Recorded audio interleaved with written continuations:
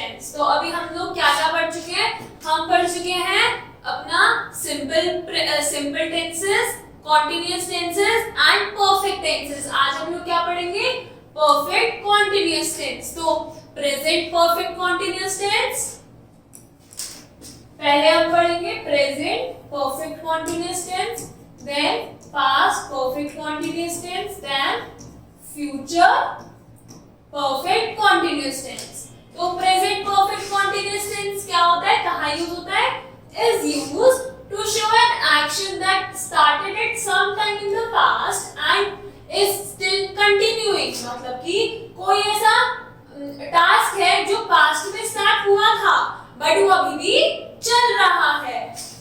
Remember, time expressions like for, since, how long, etc. are used in this tenses। मतलब कि इस tense में क्या यूज होता है? For, since, कि he is suffering from fever since last week। तो यहाँ पे क्या हो गया कि वो जब अभी भी बीमार है, कब से बीमार है? एक हफ्ते से बीमार है। तो ये क्या हुआ? ये हुआ हमारा present perfect continuous tense. They have been waiting since morning। तो they have been waiting since morning। वो सुबह से वेट कर रहे हैं, मतलब अभी वेट कर रहे हैं। स्टार्ट कब हुआ वेट करना? सुबह से। I have been reading a novel for 2 hours। मैं 2 घंटे से क्या पढ़ रहा हूँ? एक नॉवल पढ़ रहा हूँ। Now remember the following points for the correct use of for and since in the perfect continuous tense। मतलब कि हम अगर for या since यूज कर रहे हैं perfect continuous tense में, तो वो कैसे यूज होगा? First is for। For कहाँ का यूज होगा? For is used to suggest the period of time for which an action has been going on। मतलब हम इसमें स्पेसिफाई नहीं करेंगे कि कब से स्टार्ट हुआ है, क्या हुआ। हम बस बताएंगे कि एक्शन कब से चल रहा है। The children have been playing for 2 hours। कब से खेल रहे हैं चिल्ड्रन? 2 घंटे से खेल रहे हैं। My friend has been living in Delhi for 3 months। तो हमने टाइम पीरियड बता दिया, कितने के लिए? 2 घंटे, 3 महीने। Now since कब यूज होता है? Since is used to suggest the point of time at which an action started। अब इसमें क्या? अब हम इसमें करेक्ट बताते हैं कि एक्शन स्टार्ट कब हुआ। The children have been playing since morning, कि वो आज सुबह से खेल रहे हैं। My friend has been living in Delhi since 2006। कब से रह रहा है? 2006 से अब तक रह रहा है। अब ये सेंटेंसेस फॉर्म कैसे होते हैं? Affirmative sentence. अफर्मेटिव मतलब पॉजिटिव सेंटेंस। तो सब्जेक्ट प्लस हैज बीन और हैव बीन। हैज और हैव के साथ क्या ऐड होगा?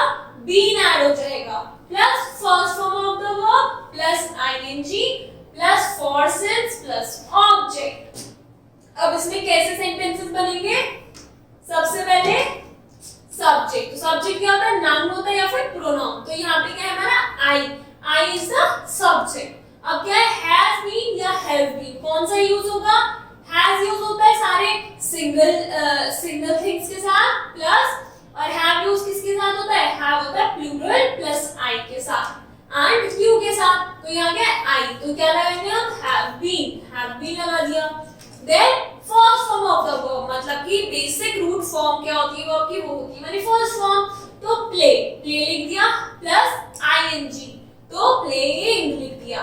फिर हमने क्या लिखा? क्या खेल रहा है? हॉकी। कब से? फॉर। कब से? फॉर 2 hours, 2 घंटे के लिए। तो we have been playing hockey since morning. अब सिंस क्या लिखा? उसमें लिखा 2 घंटे के लिए खेला है हॉकी, इसमें लिख दिया सुबह से खेल रहे हैं hockey. You have been playing hockey for 2 hours। He, अब he है, he क्या है? सिंगल है, तो उसके साथ क्या लगाएंगे हम? has been। He has been playing hockey। अब हमें मॉर्निंग बताना है, तो मॉर्निंग क्या हुआ हमारा? हम बता रहे कब स्टार्ट हुआ था टाइम, तो इसलिए क्या लगाएंगे हम? since morning। She has been playing hockey for 2 hours।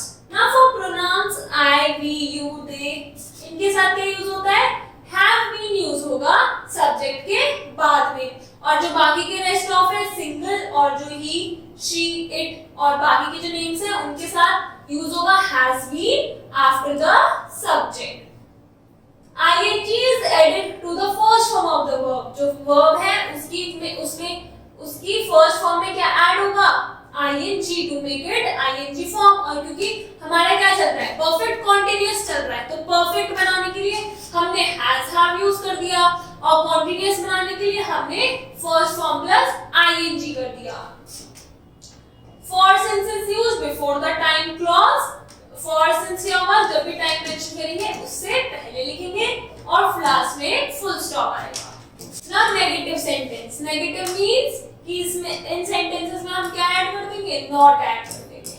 तो सब्जेक्ट प्लस हैज या have plus not plus been, अब हैज हैव और बीन के बीच में क्या आएगा नॉट आएगा, plus first form of the verb plus ing plus for since plus object. तो सब्जेक्ट आई, अब आई के साथ हैव आएगा, तो I have not been, first form of the verb plus ing playing hockey for, अब since आएगा for आएगा 2 hours है तो for 2 hours।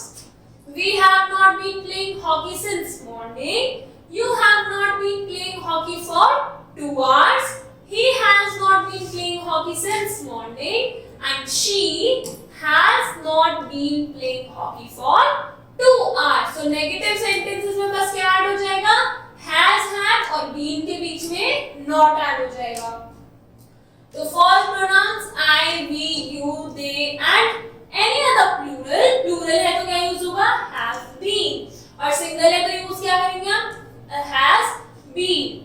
Not is placed between has, have and been, has और have और been के बीच में आएगा हमारा not आएगा। ing ऐड हो जाएगा first form of the verb में, for since ऐड होगा टाइम क्लॉज के पहले। टाइम क्लॉज क्या होगा मतलब 2 hours मॉर्निंग जो टाइम बताएगा, तो उससे पहले क्या लगेगा फॉर या फिर सिंस और लास्ट में हम फुल स्टॉप लगा देंगे।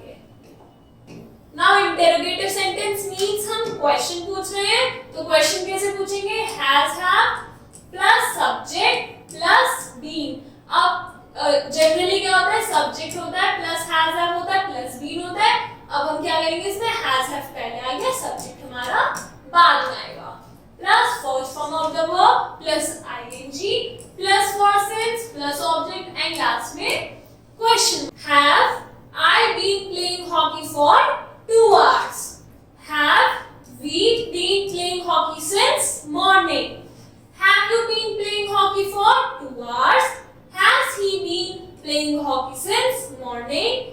Has she been playing hockey for 2 hours? तो हमने क्या करा क्वेश्चन बनाने के लिए सब्जेक्ट से पहले have या has लगा दिया, सब्जेक्ट के बाद been यूज हुआ है। तो I, we, you, they और ये जो प्रोनाउंस हैं ये इनसे पहले क्या होगा इनसे पहले हम have लगाएंगे, और अगर he, she, it या फिर कोई और नाम है तो उनसे पहले क्या लगेगा has लगेगा। been is put after the subject, subject के बाद been यूज होगा और ing ऐड होगा to first form of the verb and for since use होगा clause टाइम क्लॉज से पहले, एंड लास्ट में हम क्या लगाएंगे question mark to show it's an interrogative sentence. तो ये था हमारा प्रेजेंट परफेक्ट कॉन्टिन्यूअस टेंस। अब हम पढ़ेंगे पास्ट परफेक्ट कॉन्टिन्यूअस टेंस। तो ये कब यूज होता है it is used to show an action that started before a certain point of time in the past and continued till that period। मतलब कि the maid had been washing clothes since morning, कि जो maid है उसने सुबह कपड़े धो दिए। We had been reading history for 2 hours, हम हिस्ट्री पढ़ते हैं कितने 2 घंटे के लिए। तो अब ये फॉर्म कैसे होंगे सेंटेंसेस। अब पास्ट परफेक्ट में क्या यूज कर देते हैं हम हेड, तो इसमें हेड यूज होगा, और कॉन्टिन्यूअस में क्या यूज करते हैं first form of the verb plus ing, तो सब्जेक्ट प्लस हैड। अब पास्ट परफेक्ट कॉन्टिन्यूअस है तो हमने बीन ऐड कर दिया, plus first form of the verb plus ing plus for या सिंस प्लस ऑब्जेक्ट। तो I had been playing hockey for 2 hours, we had been playing hockey since morning, you had been playing hockey for 2 hours। तो अगर किसी sentence में had use हो रहा है और बीन यूज हो रहा है, तो इसका मतलब क्या हुआ, सेंटेंस क्या है, पास्ट, हैड से पता चल गया पास्ट परफेक्ट कॉन्टिन्यूअस टेंस है ये। तो नोट फॉर ऑल सब्जेक्ट, सारे सब्जेक्ट्स के लिए हैड बीन यूज होगा सब्जेक्ट के बाद में। ing यू ऐड होगा first form of the verb में, फॉर सिंस यूज होगा टाइम क्लॉज से पहले, और अफर्मेटिव सेंटेंसेस लिए हम फुल स्टॉप पे ऐड करेंगे। Negative sentences means not add हो जाएगा इसमें। Subject plus had not been plus first form of the verb plus ing for since plus object. तो I had not been first form of the verb plus ing playing hockey for 2 hours. We had not played hockey since morning. तो अब इसमें क्या करा हमने, इसमें हमने had been के बीच में not लगा दिया to make it a negative sentence. Now note for all the subjects had not been is used after the subject. Subject हुआ, subject आया he, उसके बाद में लगा दिया had not been. फिर जो first form of the verb है प्ले, उसमें क्या ऐड कर दिया हमने, ing to make it playing. अब टाइम क्लॉज हमारे इसमें है मॉर्निंग 2 आवर्स, तो उनसे पहले क्या लगेगा, फॉर या फिर सिंस, और सेंटेंस खत्म होगा हमारा with a full stop. Now interrogative sentence means हम क्वेश्चन पूछ रहे हैं, कैसे बनेगा, had plus subject plus been. अब सब्जेक्ट से पहले हम यूज करेंगे had, then first form of the verb plus ing, for since plus object plus question mark. Had subject I been playing hockey for 2 hours, question mark. Had we been playing hockey since morning? Had you been playing hockey for 2 hours? अब 2 hours को for क्यों लगा, क्योंकि 2 hours क्या होगी, duration होगी कि 2 घंटे के लिए हॉकी खेला है। Had he been playing hockey since morning? और हमने since क्यों लगाया, क्योंकि हमने एक स्टार्टिंग पॉइंट दिया कि सुबह से खेल रहे हैं। और सारे सब्जेक्ट्स के लिए क्या यूज होगा, had is used before the subject, been is used after the subject, and ing add होगा first form of the verb में, for since is used after the object according to the rule mentioned before। मतलब कि time clause से clause के पहले क्या use होगा हमारा, फॉर या फिर सिंस। क्योंकि ये क्वेश्चंस हैं तो हमने लास्ट में क्या लगाएंगे, क्वेश्चन मार्क। तो ये क्या थे हमारे, ये थे हमारे past perfect continuous tense. Now future perfect continuous tense. Future perfect means, future perfect continuous tense कहाँ यूज होंगे, show an action that will be in progress over a period of time and will end in future। मतलब कि जो उसकी progress है वो future में होगी और फ्यूचर में ही वो खत्म होगा। By next month, next month के होते ही they will have been living in Mumbai for 2 years। 2 साल के लिए मुंबई में ही रहेंगे। बट स्टार्ट कब होगा, ये स्टार्ट भी फ्यूचर में होगा और टाइम पीरियड चलेगा भी फ्यूचर में ही। By 6 PM the student will have been reading English for 2 hours। अब how these sentences are formed, तो पॉजिटिव सेंटेंस कैसे बनेगा, सब्जेक्ट, अब फ्यूचर है तो will और shall लगेगा, plus have plus been plus first form of the verb plus ing plus for since plus object। For example, I shall have been playing hockey since morning। तो I subject हो गया, I के साथ लगता है हमेशा shall, तो shall, have been, first form of the verb plus ing, playing hockey since morning। Krishna, Krishna क्या होगा, किसी का नाम हो गया, नेम हो गया, तो इसके बाद क्या लगेगा, हमेशा will लगेगा। Krishna will have been playing hockey for 10 minutes। ना नेगेटिव सेंटेंस, ये तो पॉजिटिव थे, नेगेटिव मींस इनमें क्या ऐड हो जाएगा, नॉट ऐड हो जाएगा। सब्जेक्ट प्लस shall या will plus not plus have been plus first form of the verb plus ing plus for since plus object. तो सब्जेक्ट क्या हुआ हमारा, I। अब shall किसके साथ यूज होगा, I या फिर we के साथ। तो यहाँ हमने क्या लगा था, shall, not, have been playing, first form of the verb plus ing, playing hockey since morning. Krishna will not have been playing hockey for 10 minutes. Now interrogative sentence means question पूछ रहे तो जो subject है वो बाद में चला जाएगा, will shall पहले आ जाएगा. Shall, will plus subject plus have been plus first form of the verb plus ing plus for since plus object plus question mark.